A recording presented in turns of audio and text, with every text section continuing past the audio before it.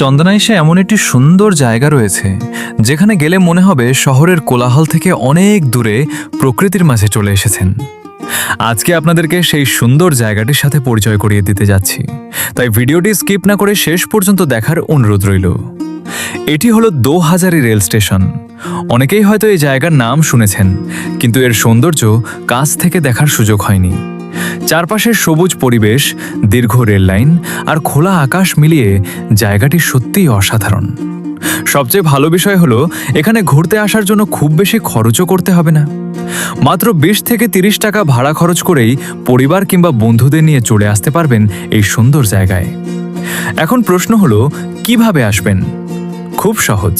প্রথমে দোহাজারি চলে আসুন। এরপর একটি রিক্সা বা অটোরিকশা নিয়ে বলুন রেল স্টেশনে যাবেন। কয়েক মিনিটের মধ্যেই পৌঁছে যাবেন এই মনোমুগ্ধকর স্থানে।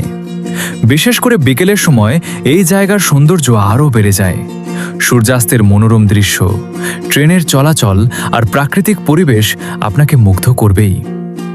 ভিডিওটি যদি ভালো লাগে তাহলে অবশ্যই শেয়ার করে দিবেন আর কমেন্ট করে জানাবেন আপনি কি কখনো দোহাজারি রেল স্টেশনে ঘুরতে গিয়েছেন।